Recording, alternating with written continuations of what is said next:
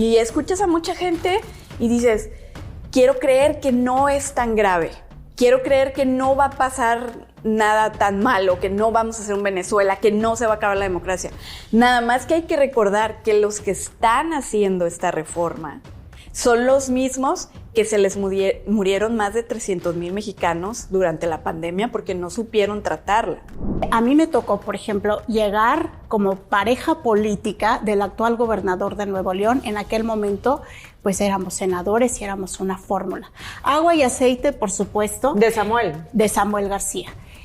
Pero yo me acuerdo que además era mi primera competencia electoral, era mi primera vez en la política, y yo lo que escuchaba en la gran mayoría de la gente era, pues ella va a hacer lo que Samuel le dice, ella es una... Es más, había gente que se atrevía a decir que yo era la sirvienta de Samuel García. J.D. Vance dice, le estamos dejando el país a los demócratas, a gente que es oligarca, que es tal, y que son cat ladies desquaceradas, sin hijos. Jennifer Aniston le contesta y le dice, espero que tal, porque las mujeres cat ladies pueden run the country.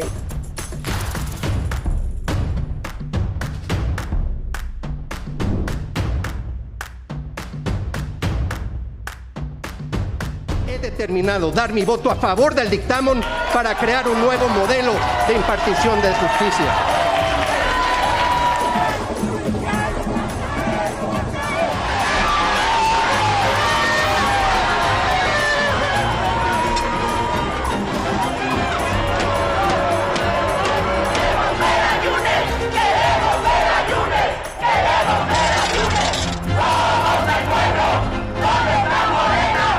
La vida de la gente. Un receso indefinido, se levanta la sesión. Bienvenidos a Mesa para Cuatro. Hola, Ania. Hola, Indira. Con el tema de la reforma al Poder Judicial.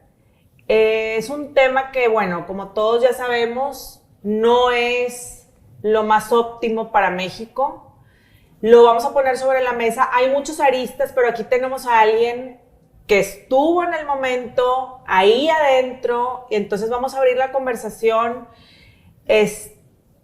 Voy a pasar la bolita a Ania, pero antes que todo esto, bueno, yo creo que más que independientes, ahorita México es más dependiente.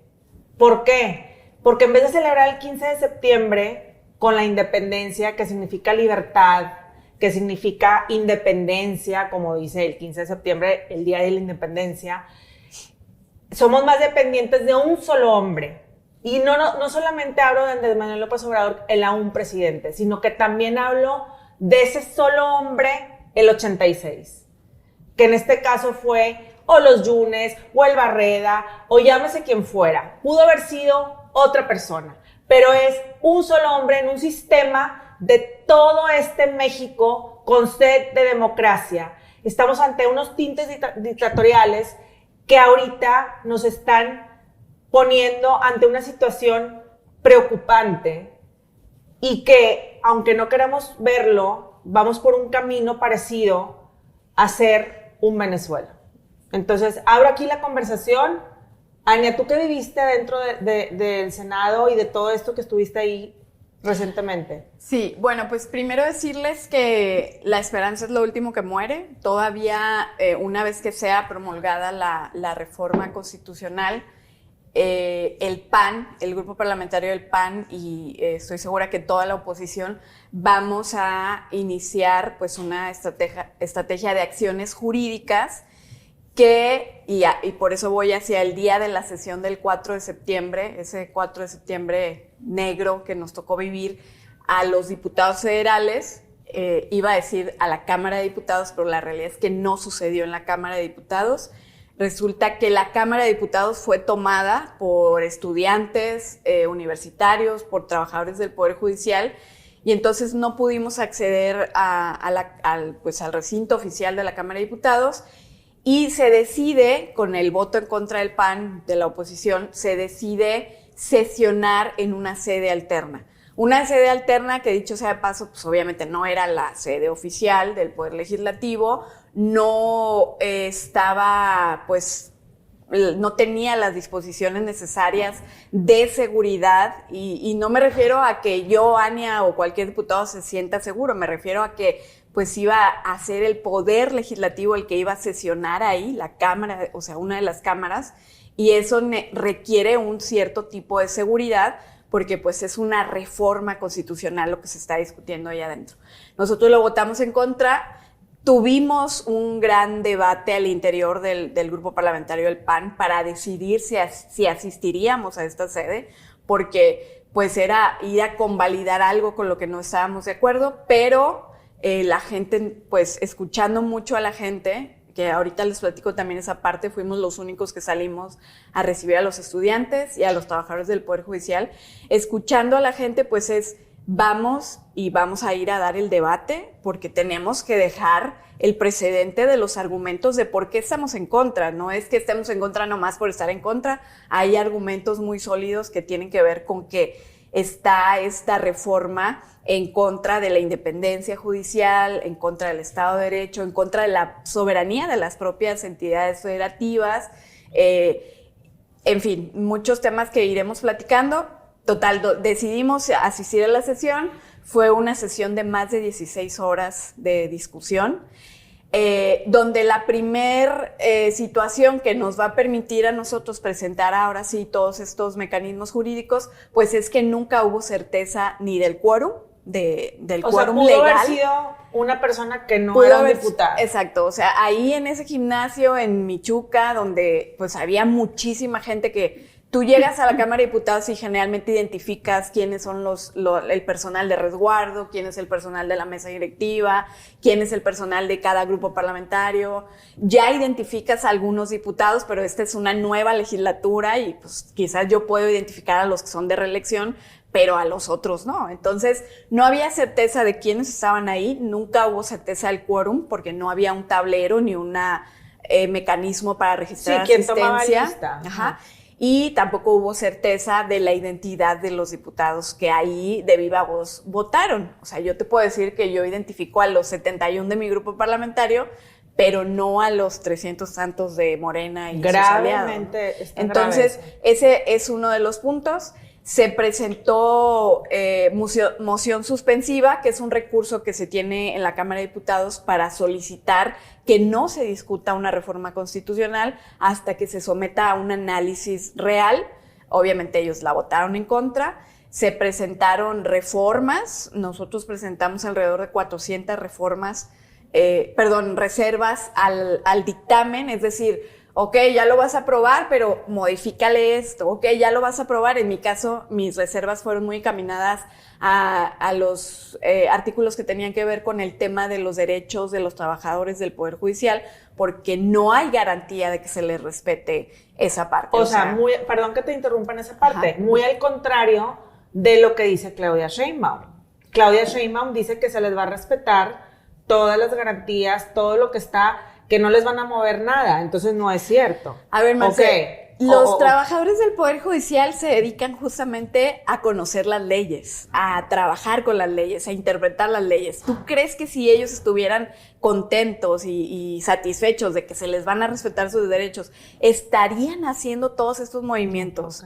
Pues por supuesto que no. Y sucedió en todo el país. O sea, no es la típica marcha o manifestación que ves siempre en la Ciudad de México por X tema. No, sucedió en todo el país porque no hay garantías. O sea, imagínate que lleves 10 años en el Poder Judicial haciendo una carrera judicial. Es decir, no solo llegaste porque te recomendaron y porque te aventaste un diplomado, llegaste ahí porque eres abogado, porque tienes maestría, especialidades, porque empezaste desde abajo como escribiente o lo que sea. Sí, no se va a borrar. Y tu aspiración, porque esa es la aspiración de cualquier profesional, pues es ir haciendo carrera judicial para crecer y llegar a ser secretario de acuerdo, auxiliar, juez, magistrado, o sea, claro que hay una aspiración ahí y claro que se han ganado derechos laborales que hoy están pues en la cuerda floja. O sea, no sabemos realmente qué va a pasar con eso. Porque también digo, desde que empezó todo este tema, pues escuchas a muchos medios de comunicación, a muchos analistas políticos, escuchas incluso, ahorita en la mañana venía escuchando otra vez al presidente de la Barra Mexicana de Abogados, a la presidenta de la Asociación de Juzgadoras, y escuchas a mucha gente y dices, quiero creer que no es tan grave, quiero creer que no va a pasar nada tan malo, que no vamos a hacer un Venezuela, que no se va a acabar la democracia.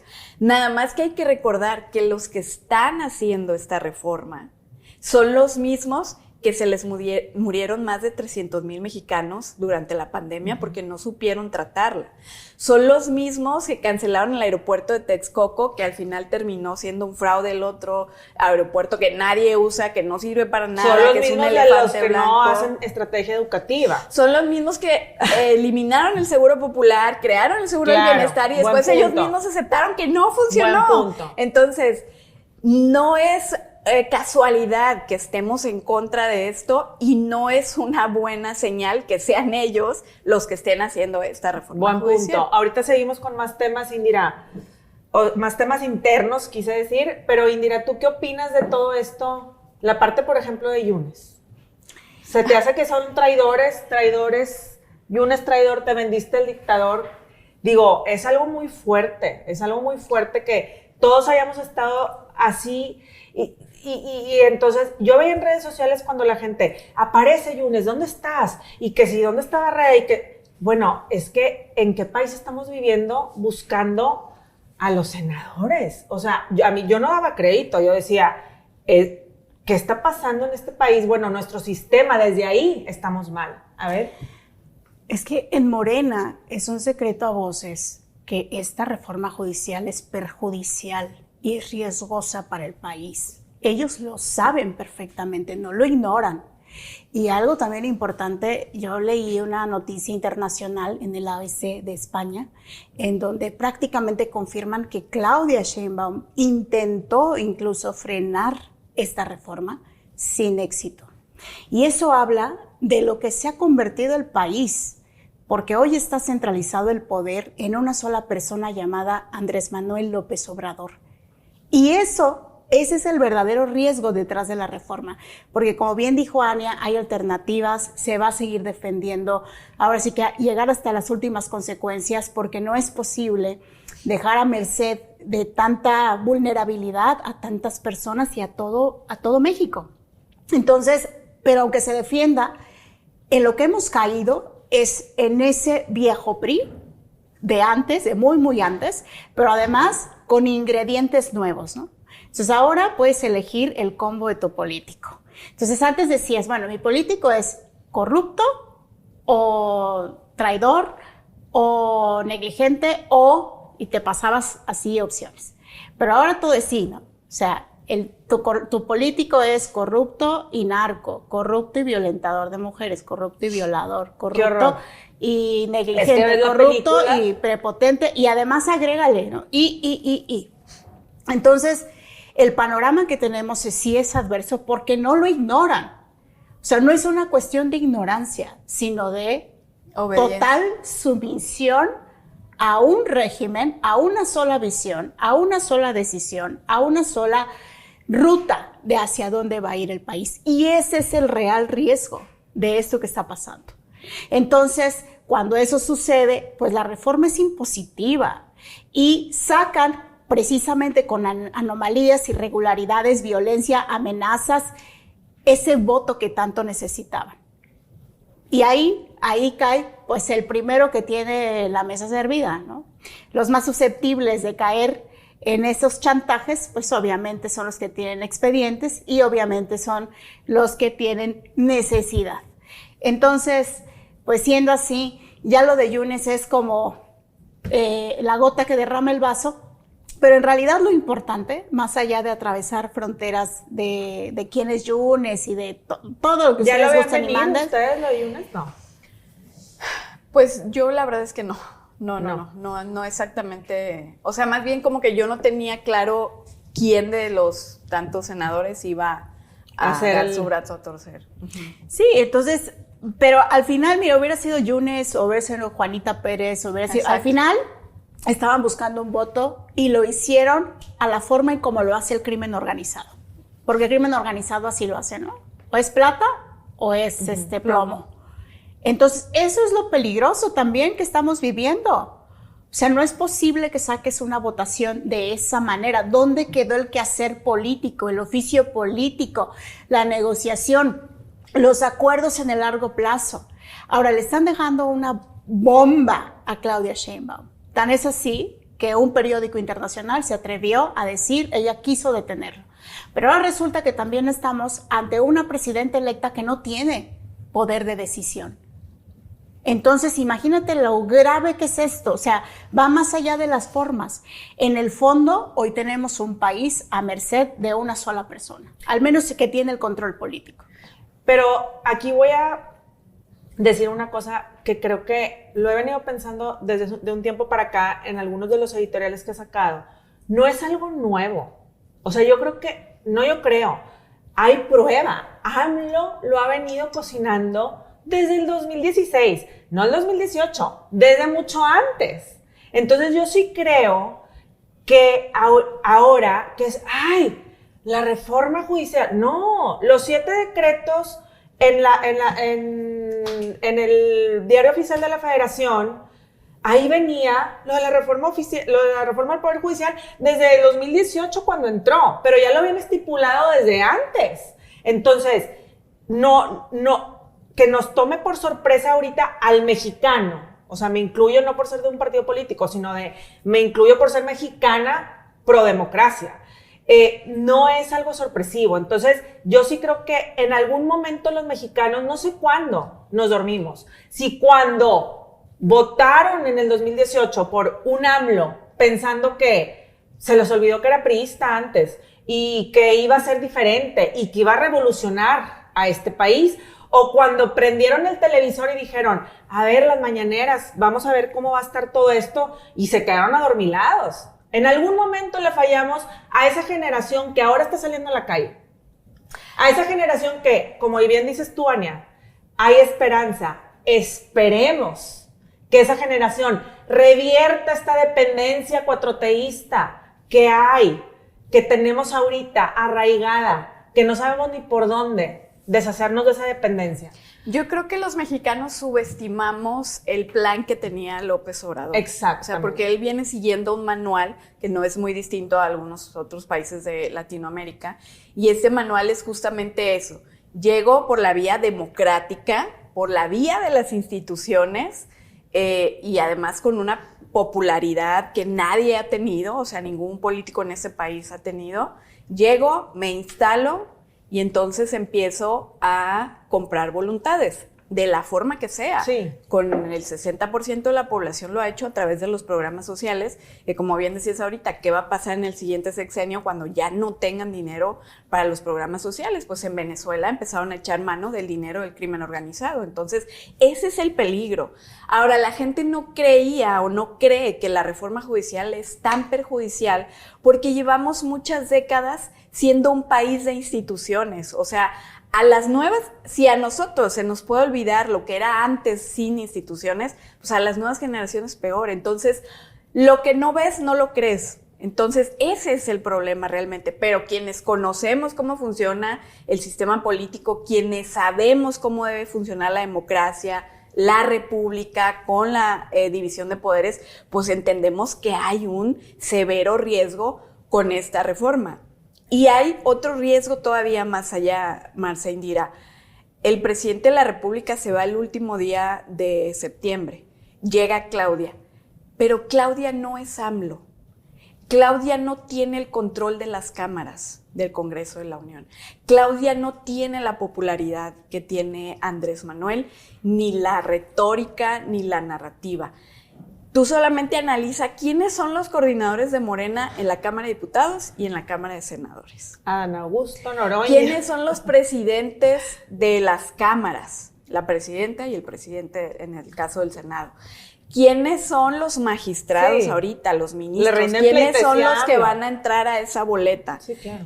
¿Quién va a estar en Morena como presidente o como secretario general? El hijo de AMLO. O sea, no va a haber estos controles que tenía AMLO, no los va a tener Claudia. Y eso lo vuelve todavía más grave. Por eso me sorprende que ella haya intentado detener, pues ojalá que sí, para su propia conciencia, como decíamos ahorita, pues que no tienen, qué nivel de conciencia tienen, que les está importando muy poco acabar con todo. Pero yo sí creo que los mexicanos subestimamos pues el plan que tenía este presidente para hacer todas estas modificaciones. Si no la hizo antes es porque no tenía mayoría en las cámaras. Tú acuérdate, llegó con una mayoría importante en el 2018, luego en el 2021 decreció y ahora pues obviamente dijo de aquí soy porque ya no había manera. En el caso de Yunes o de Barreda, me da mucha yo curiosidad, pienso Yunes, igual con tu bancada. ¿Qué dicen? Yo pienso ¿qué que pudo haber sido cualquiera, es decir, no quiero decir que cualquier senador o cualquier diputado vaya a traicionar, me refiero a que pues, al final del día el nombre no importa, importará para él y su familia, porque él, pues ya la gente no va a creer en él, etcétera, ¿no? Él siempre había competido, él siempre había ganado elecciones, es decir, tenía un capital político y social importante. Pero pudo haber sido cualquier nombre. El problema es, ¿cómo es posible que saquemos una reforma constitucional a punta de persecución, a punta de opresión, de amenazas, de este show que montó el senador de Movimiento Ciudadano, que primero decían que estaba secuestrado, después que no. O sea, utilizar a su propia familia. Nacional vigilando la casa del papá, en vez de estar en Culiacán, exacto, en vez de estar en Sonora. Exacto. Y ese es otro tema. Se aprobó en fast track en los 17 congresos locales que se necesitaba. Uno de ellos es Sinaloa. ¿Qué fregados tiene que estar haciendo el Congreso de Sinaloa aprobando esta reforma en lugar de estar discutiendo temas en tema de seguridad? O sea, ¿de qué se trata? ¿Cuál es el control que hay? Y entonces, como sociedad, ¿a quién le dimos la confianza? ¿Por quién votamos el 2 de junio? Se están actuando como criminales. Esa gente no es política. El quehacer político es otro. De verdad, o sea, es otro. Solamente los criminales actúan así. Por eso. Y solamente los criminales tienen prisa. Yo creo que los políticos son las personas más lentas del mundo, ¿eh? Pero ahora en serio. Pero ahora vamos a tener en serio, la política es muy lenta. En vez de combos políticos, también combos de jueces y magistrados, como lo estás haciendo ahorita. Ahora vamos a hacer combos de jueces y magistrados igual. El payaso corrupto, no sé qué. El tal del, es que no doy crédito. Si hubieron 330 ataques a políticos en la contienda electoral de este pasado junio, 330. ¿Cómo? Y la gente no salió a votar. ¿Cómo van a salir a votar ahorita? Y aparte, ¿qué seguridad va a haber para los que van a ir a votar por magistrados, jueces, etcétera? O sea, ahora, hay un tema muy importante. Muchos de los usuarios del Poder Judicial no son electores, porque estamos hablando de niñas, niños y adolescentes que tienen... pues que se están resolviendo casos en el Poder Judicial. Los migrantes, las personas que ya están en prisión y que acaban de recibir una sentencia y que se sigue resolviendo su tema, pues tampoco son electores. Es decir, ¿quién va a elegir a estos jueces? ¿Cuál va a ser su plataforma de propuestas? ¿Cómo va a llegar un juez a decir, vota por mí porque yo voy a resolver más rápido 1000 sentencias que aquel? Pues si eso no depende de ti, o sea, depende de todo un aparato judicial. Simplemente aquí de las tres, ¿quién quiere ser? ¿Tenemos la habilidad para ser una jueza o un juez? No. Pero ya vas a poder. Sí, pues vamos a poder, sí, pero eso es lo que voy, o sea, nadie, tienes que estudiar, tienes que saber, no puedes, pero bueno, es un punto que no doy crédito, esperemos. Y luego sale el video de Maduro de felicitaciones. No, bueno, es que ya era la cereza del pastel, como dice Perla, siempre en la mesa, pero de verdad que no doy crédito de esto que estamos viviendo y si es luto democrático, nada que celebrar este septiembre, nada que celebrar y menos promulgándose la reforma este 15 de septiembre pasado.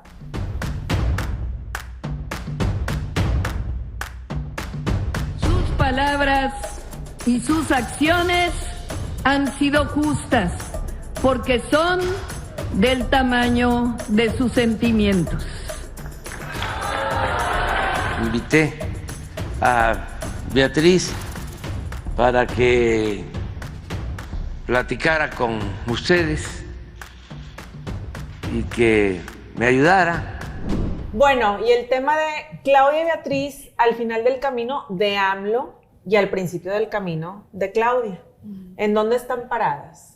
Ponemos a ellas dos porque, bueno, Claudia porque es presidenta electa y Beatriz porque recientemente salió en una mañanera, pues como que sí abrazando a AMLO, otra vez el beso así medio que sí, que no, el rum por atrás de que si se va a ir ella, que si se van a divorciar o no, porque ella va a estar en la Ciudad de México y el otro en el rancho La Chingada.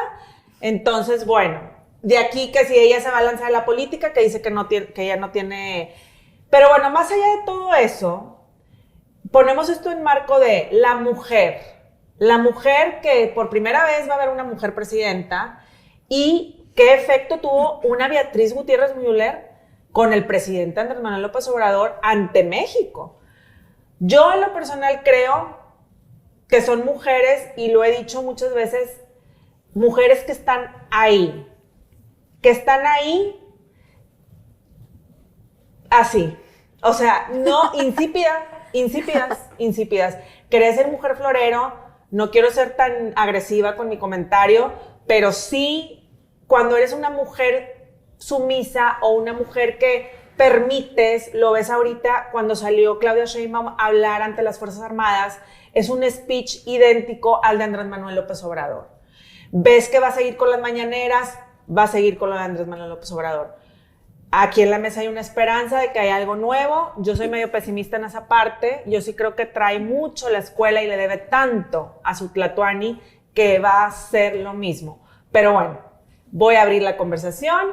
Indira, ¿qué opinas de estas dos mujeres? ¿Ejemplo o florero? Mira, yo tengo una reflexión a partir de compararme, aunque no es igual la circunstancia, pero se parece en términos de que somos mujeres inteligentes. Se voy a abrir con esto. Yo tengo una amiga que tiene una frase, que las mujeres inteligentes nos hacemos pendejas. Sabemos el momento exacto en donde, digamos, guardar silencio o atravesar o darle la vuelta de otra manera, de tal forma que tú puedas seguir haciendo lo que te corresponde.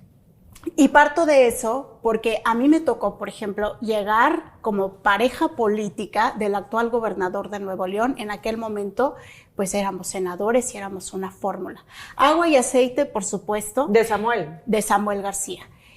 Pero yo me acuerdo que además era mi primera competencia electoral, era mi primera vez en la política, y yo lo que escuchaba en la gran mayoría de la gente era, pues ella va a hacer lo que Samuel le dice, ella es una... Es más, había gente que se atrevía a decir que yo era la sirvienta de Samuel García.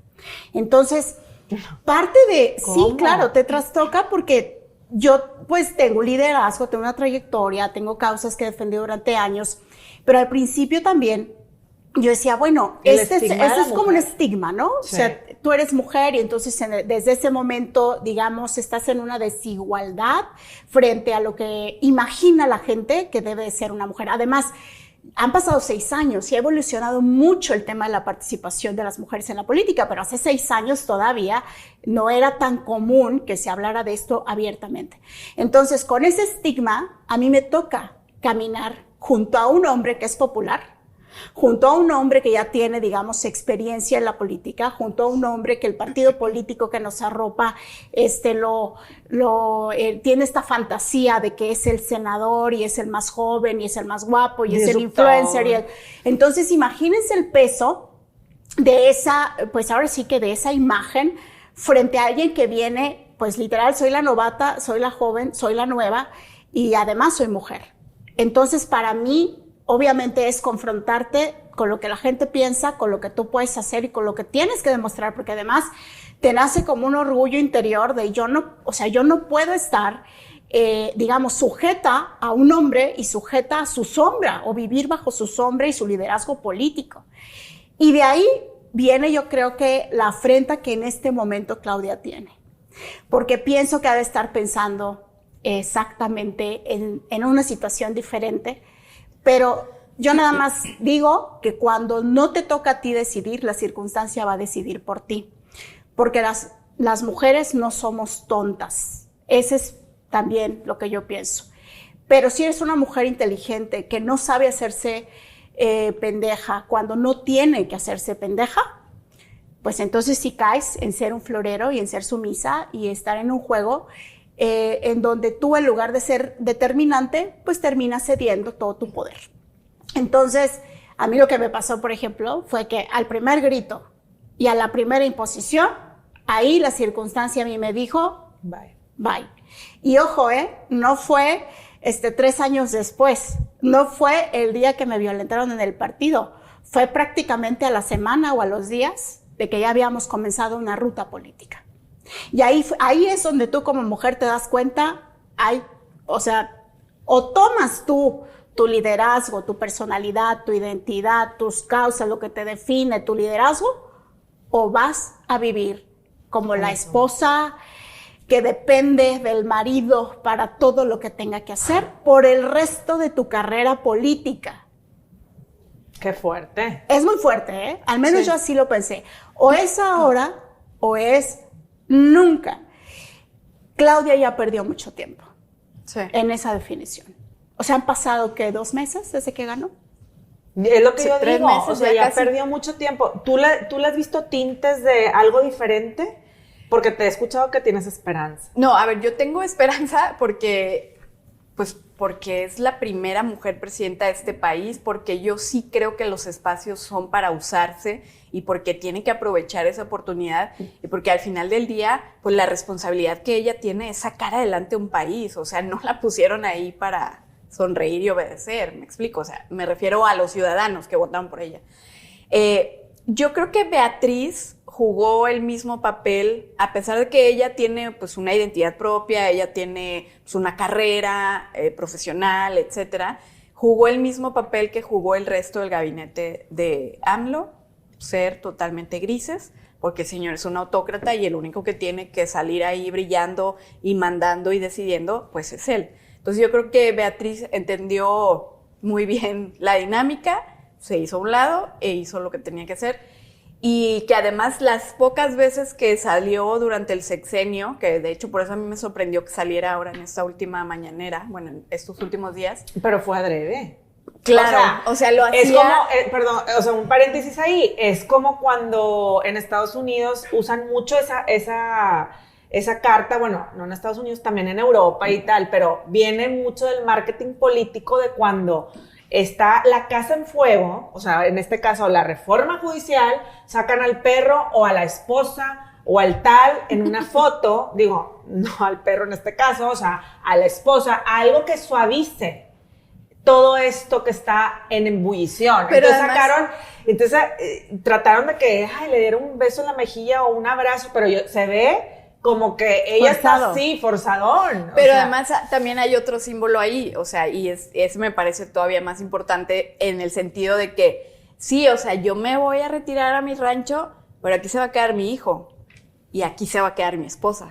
¿Sí me explico? O sea, como que el señor va mandando sus mensajitos que... Pues en el caso de Claudia, como bien dice Indira, pues ya perdió mucho tiempo. Sí. A lo mejor no se iba a desmarcar como tal en esta transición, pero yo no le he visto señales de que ella vaya a tomar las riendas. Y como les decía ahorita, ¿cómo va a tomar las riendas Claudia del poder legislativo con un Monreal, con una Dan Augusto? Y ¿sabes qué? ¿Cómo? Eso de tomar las riendas sí se nota. Al interior y afuera de la política se nota, es algo obvio.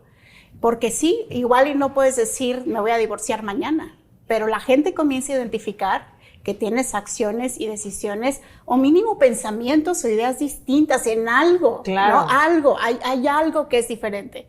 Pero en este caso sí parece un copy-paste. Pero además, como que no hay sustancia. O sea, ¿dónde está quiénes son los perfiles que acompañan a Claudia en su gabinete? No son perfiles ni siquiera políticos. No, lo estamos viendo con el del SAT, es el mismo.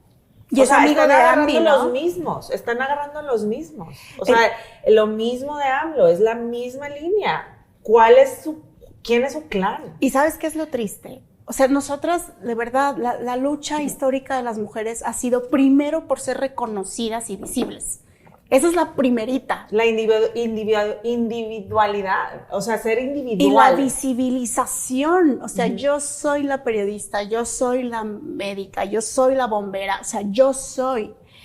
Y negar el yo soy a la presidenta electa, o sea, a mí se me hace como si la lucha de las mujeres, mira. Sí. ¿Por qué? Porque hoy estamos hablando de Andrés Manuel, y si la reforma, y si el presidente del Senado, y si Andrés Manuel chico, ¿y ella dónde quedó? ¿Dónde quedó? Y además, y mientras hablas y decimos todo esto, en mi cabeza está acá atrás, no atrás, aquí, los feminicidios, todo lo que compete a las mujeres, la violencia en las mujeres, que si estuvo una Beatriz todo el tiempo al lado de un presidente, a la vera, como dicen, a la verita, ¿por qué no levantó la mano nunca? Siendo esta feminista aguerrida, supuestamente, intelectual, y las dos mujeres muy inteligentes. No les quito ese mérito, para nada. Pero entonces, nunca defendieron, hasta la fecha, en la Ciudad de México tampoco. Claudia Sheinbaum. Entonces, nunca he visto un vislumbro de esperanza en su momento, en cuestión de los feminicidios, en cuestión de la violencia en los hogares con las mujeres, en cuestión, nunca han agarrado ninguna cosa de esas. Entonces, esa parte digo, y luego, pues, si esto es al final del camino, ¿qué espera al principio del camino? Pero bueno, y por el otro lado está la otra parte de la moneda, la otra cara de la moneda es, ¿se nos tiene que olvidar a los mexicanos o tenemos que saber separar que ahí va a estar AMLO, que ahí va a estar su familia, etcétera? Porque la que va a ser la presidenta es ella, y a la que le tenemos que exigir es a ella, porque en ella confiaron las cámaras empresariales, las mujeres, los chavos, o sea, hay que exigirle, o sea, el 1 de octubre ella ya es la presidenta de este país, y a ella es a quien se le tiene que exigir, que no vayamos a caer en esta cosa de, ay, es que no la deja actuar AMLO, ay, es que le perdonamos esto porque es mujer, ¿la dejó salir le o no? Perdonamos aquello porque, no, señora, dejó salir hoy. Exacto, no. Ella es la presidenta y es a la que le vamos a tener que exigir y cargar el costo político de cómo sean las cosas. Espero yo que se deslinde, espero yo que tome las riendas del país y que le dé un rumbo distinto a todo lo que hemos estado viviendo en este sexenio, pero pues no vemos tantas señales. Pero el tema es, no va a ser AMLO, tenemos que exigirle a ella, no le vamos a perdonar el hecho de, ay, es que pobrecita, no la dejan tomar decisiones. Pues oye, pues haz lo que tengas que hacer. Claro. Quita a los coordinadores, pon a otros,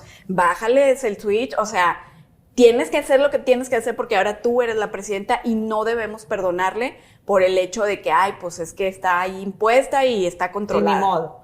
Conclusión. ¿Quién se divorciaría primero de AMLO? ¿Claudia Sheinbaum, la esposa política? ¿O Beatriz Gutiérrez Müller, la esposa que dicen que hay un posible divorcio? O sea, hay un run ahí atrás, ¿verdad? De que hay un posible divorcio. ¿Tú quién crees, Indira? Pues mira, como a las mujeres inteligentes no se les pobretea, pues ojalá y sea Claudia Sheinbaum, por el bien de México. Y lo que pasa en su casa, a mí la verdad me tiene sin cuidado.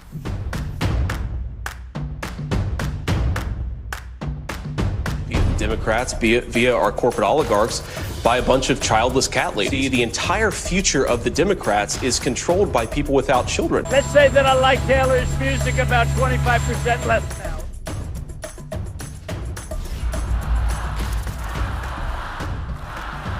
We choose freedom.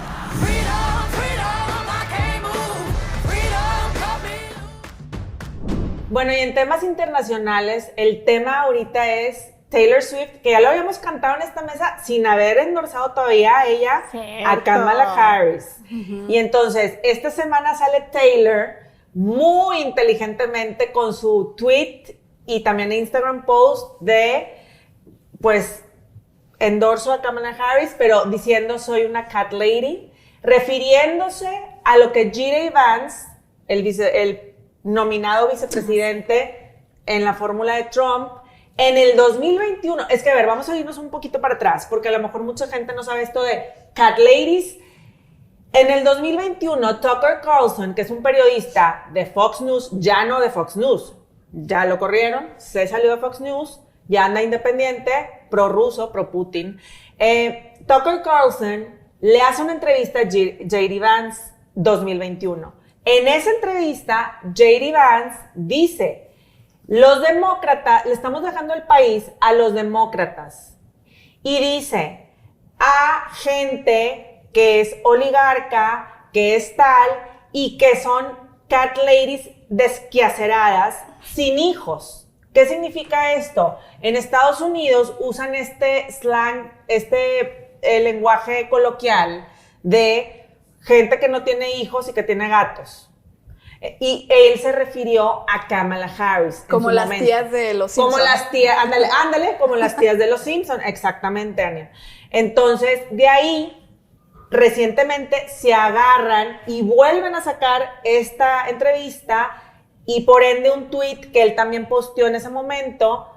Y entonces, hace como 4 meses, Jennifer Aniston le contesta y le dice, pues ojalá y tu hija pueda tener hijos y no sea una cat lady, porque él está en contra del in vitro y todo el tema del aborto y etcétera. Entonces, espero que tal, porque las mujeres cat ladies pueden run the country y se hizo toda una controversia. Entonces, bueno, me dio mucho gusto que Taylor Swift se agarrara de esto, porque creo que puede ser la gota que derrama el vaso, lo de cat lady en esta elección, porque todos los Swifties, que son los votos jóvenes, los votantes jóvenes, o sea, Taylor Swift puede voltear esta elección que ni tengan ni la menor duda. O sea, Trump está temblando, tan temblando que ya no quiere debatir con Kamala. Entonces, aquí abro la conversación. Ania, ¿tú qué opinas de todo esto?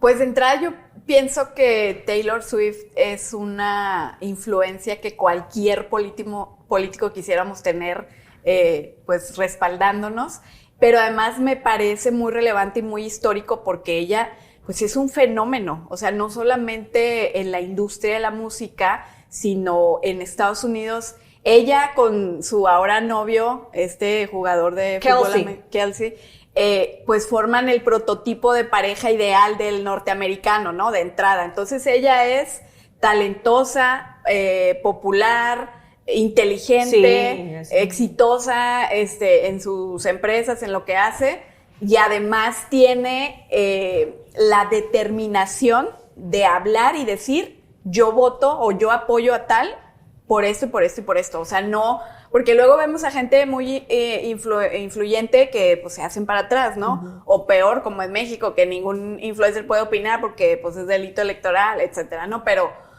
me parece muy relevante y creo que sí, como bien dices, le da pues una alternativa importante a Kamala. No sé si como para voltear la elección o para arrasar, porque recordemos que está compitiendo contra Donald Trump. ¿Qué quiere decir esto? Que él es capaz de todo para ganar. O sea, él es capaz de todo porque hoy no solamente se está jugando la presidencia de Estados Unidos, sino que se está jugando su propia libertad y su propia reputación. Entonces, yo creo que él es capaz de todo y pues ahorita debe estar en su war room viendo qué otra estrategia sigue, pero por supuesto que esto le dio un gran aire a la campaña de Kamala porque pues Taylor Swift es una influencia muy importante en Estados Unidos. De hecho, ella se tardó en responder porque ya había estos grupos de los Swifties dándole su respaldo a Kamala. Entonces, me parece interesante, me parece muy desafortunadas las declaraciones, aunque hayan sido en el 2021, de este personaje. También me parece que no tiene nada que hacer él en la competencia, es decir, no sé por qué Donald Trump lo invitó. O sea, si él quiere defender ciertos temas a los que Vincent defiende, pues había otros perfiles o había otra manera de hacerlo. Pero bueno, creo que de entrada fue un gran golpe para Donald Trump que Taylor Swift esté respaldando. En su Instagram, por ejemplo, es que saqué el celular para leerles, 283 millones de seguidores tiene Swift. Y de ahí todos se agarraron para decir apoyo a Kamala, o sea, entonces, solo en Instagram. Entonces, imagínate todo lo demás. Ahora, antes de irme contigo, Indira, todo esto salió también porque Trump, hace unas semanas, con la inteligencia artificial, sacó que Taylor Swift lo endorsaba a él. O sea, con la inteligencia artificial, ¿sí se acuerdan? Que hace unas semanas salió una Taylor Swift diciendo que endorsaba a Trump. Entonces, y luego siguió el rumor porque una de sus amigas sí apoya a Donald Trump y salieron juntas el fin de semana. Entonces entonces Taylor Swift de ahí se agarró y dijo, lo pensé, no iba a salir. Pero a raíz de la inteligencia artificial, para nada, yo ni apoyo a Donald Trump, yo no sé qué, entonces agarró de todo este marketing del cat lady, de la inteligencia artificial, le salió, entonces bueno. ¿Tú, Indira? ¿Qué? Mira, estás sentada aquí con dos mujeres que no tienen hijos, ¿verdad? Nos dedicamos a la política, y a mí me parece muy divertido y sofisticado incluso que el debate se traslade a eso, porque sí creo que hay que romper estereotipos, porque sí pienso que es importante para las nuevas generaciones entender que ser madre es una decisión, no es un destino, no es algo que pues todas las mujeres tengan que ser para poder ser presidentas de un país. Entonces me parece que el debate abona en eso, pero por otra parte yo he dejado de creer, y lo digo porque yo era crédula, o sea, antes era crédula de que si los artistas y las personas que tienen tanta fama te pueden respaldar y pueden estar contigo, entonces quiere decir que sí ganas elecciones. Yo la verdad es que con Samuel García a mí se me cayó el mito, o sea, yo pienso que no tiene mucho que ver, o sea, sí tiene que ver obviamente en la forma, en la diversión, en la parte positiva como este tipo de debates, pero que a la hora del quehacer político eso es, digamos, algo de forma, pero no es el fondo. Que al final, sí, la conversación puede ser qué tan trascendental que una mujer tenga hijos, no tenga hijos, o tenga gatos, o tenga perros, pero al final lo que se está discutiendo en Estados Unidos hoy tiene que ver con salud, y tiene que ver con empleos, y tiene que ver con una economía que está en recesión, aunque no lo quieran reconocer. Y también tiene que ver con el fallo de los demócratas que durante estos últimos 4 años no han tenido resultados que realmente la gente pueda sentir. E incluso más allá de la migración, porque la migración sí se ha convertido en algo clave, yo diría que en este momento, pues el respaldo popular, por decirlo así, puede ser atinado en términos de los números y los likes y las canciones y lo que ustedes quieran, pero hoy el respaldo popular que necesitan ambos candidatos para dar el gane no está en una cantante blanca privilegiada. Bueno, al menos ese es mi punto de vista. No, claro, pero a ver, vamos a sumarle varias cosas. El debate, ¿lo vieron o no? El debate estuvo, bueno, o sea, sí. Tú ves a una Kamala súper segura, que eso también es un super plus, o sea, todo le contestaba de una forma muy asertiva, y un Trump cada vez se veía, bueno, hablando de los Simpson, haz de cuenta que le sacaban hasta memes de los Simpson, de hecho, o sea, más enjorobado, más así, más hacia las muecas. Eso y después, post debate, obviamente los polls cambiaron, las encuestas, las salidas, o sea, digo, bueno, las que están ahí por encima, no quiere decir que sea eso, ¿verdad? Le daban el gane a Kamala en muchas de ellas, ¿verdad? Y también vamos a agregarle otros artistas, no solamente Taylor Swift, está Beyoncé, Katy Perry salió después, entonces se le suman varias, y entonces la cultura de la música en Estados Unidos es demasiado arraigada, mucho más que la política, o sea, es como la cultura de, incluso, por ejemplo, hace poquito Trump puso en uno de sus rallies una canción de, creo que era de un country singer, no sé qué, no me acuerdo quién era. Bueno, salió en su Twitter este country singer a decir, bueno, como en su momento Celine Dion, no, yo no dejo que le usen mi canción ni en el radio con Donald Trump. O sea, ni siquiera porque está en un cassette o en un CD o en Spotify o donde sea. No me importa que haya sido como haya sido. No pongan mi canción con Donald Trump. Entonces, ese tipo de cosas sí influye a los jóvenes, que son los que estamos diciendo ahorita, que apenas están conociendo la política. Gente que creció con una Taylor Swift o con una Beyoncé o con una Katy Perry, sí creo que sí puede ser ese factor diferencial en el voto que les falta. Sí, pues, pero yo te digo, a lo mejor porque yo tengo un desencanto. O sea, para mí, por ejemplo, Movimiento Ciudadano debería de ser una agencia de publicidad, no un partido político, ¿me explico? Sí. Porque apela todo el tiempo justo a eso, al aire, a la cancioncita, a los de hecho, usa también pero estamos artistas, hablando de Taylor Swift y ellos ponen una canción de fútbol de no sé quién. Sí, pero, o sea, pero yo también hablo del contexto, por eso decía, bueno, ahí les paso el costo, ¿verdad? No les voy a cobrar, pero si me están escuchando cualquiera de los equipos o de la gente que apoya a los equipos de ambos candidatos, en todo caso necesitan a la comunidad latina de artistas.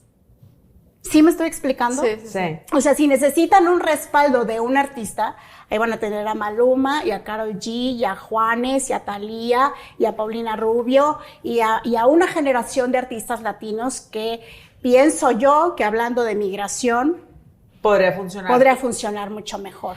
Que sí, coincido, pero no tienen el peso que tiene una Taylor Swift, por ejemplo, o sea, para salir y respaldar a un candidato, o sea, porque habría un riesgo para cualquiera de esos Taylor Swift, artistas. te voy a decir una cosa, ya tiene un pasado probado de cuando dijo algo político, se movió, se swiftió. El voto fue en el 2021, si mal no recuerdo. Bueno, mejor no voy a errar a la fecha, no me acuerdo exactamente cuál fue, pero movió el voto en vote.org en cuestión de New Hampshire y no sé quién. O sea, fue algo que ella hizo, ya está comprobado, es más, lo dijimos en esta mesa. Sí, en su momento. Sí. Entonces, ahora también ellos, no sé si vieron que Elon Musk le contestó. Le contestó. Entonces, yo te hago un hijo. ¿Qué le dijo? No, le doy. Súper grosero. No, le dijo, te puedo dar uno de los que yo tengo, porque él tiene como 12 hijos o una cosa así. Sí. Ay, no, o sea. De verdad eso puso. Pero a mí lo que me llama la atención, me acordé ahorita que dijiste que de Katy Perry, Beyoncé y así, es que son dos polos totalmente opuestos. O sea, Taylor Swift, Katy Perry, Beyoncé, están catalogadas dentro de una agenda global que tiene ciertos objetivos, y Elon Musk y Trump y Vincent y muchos otros personajes es otro, o sea, otro la hemisferio. Polarización que está sucediendo, que quiere decir que el mundo está viendo qué está pasando en Estados Unidos y qué intereses van a pesar más. O sea, sí, coincido con las dos. O sea, yo sí creo que Taylor Swift tiene un peso muy importante, más que cualquier artista latino que me digas, en Estados Unidos, pues. Incluso no sé si con la comunidad latina, vaya. Pero también no creo que le alcance para decir, ya está ganada Kamala, porque tenemos el otro polo que también hay intereses muy, muy fuertes. Dos temas bien sencillos. Despoblar el mundo o preservar la vida. Elon Musk, Taylor Swift. No estoy diciendo que Taylor Swift quiera despoblar el mundo, ojo, pero esas pueden ser las vertientes de uno de los intereses, ya no digamos los intereses económicos, de guerra, de mercado que hay, me explico, o sea, qué papel juega Rusia y China en todo esto. Pero bueno, a mí sí me pareció, igual que a ti, muy interesante que Taylor Swift... Ahora, ojo, para concluir, creo que al final el espectador estadounidense se va por el marketing político demasiado. Entonces, digo, acuérdense las elecciones cuando hubo Daisy, que también lo tocamos aquí una vez en una mesa, que fue que ese simple anuncio, bueno, no era anuncio, era spot político, de deshojar la margarita y atrás estaba esta bomba, ¿se acuerdan? Bueno, eso hizo que se revertiera y iba ganando el otro candidato. Entonces, aquí sí yo creo que el marketing político puede definir al 11:45, que ya estamos a nada de que sean las elecciones en Estados Unidos, el voto.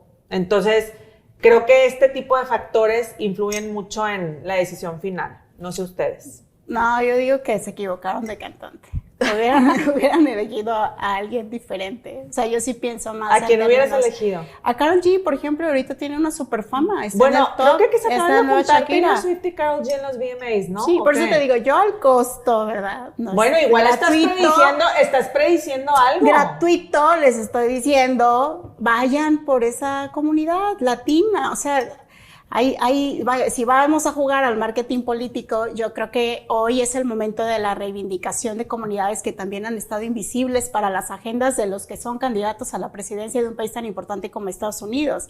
Y no tiene desperdicio. Entonces, yo sí creo que se está como extrapolando, incluso también lo de Elon Musk, que esté ahí con Trump, se me hace, bueno, pues sí, es un empresario importante, sí, pero pues también... Sí, ya. O sea, too much. Entonces yo más bien creo que en primera, sigo insistiendo, se va a jugar con la estructura política de los demócratas y los republicanos. No pienso que le pueda dar la vuelta, así venga Buda y Jesucristo a ungir a cualquiera de los dos candidatos, porque sí, lo que está en juego no es una presidencia típica de Estados Unidos. Es prácticamente la definición del poder del mundo.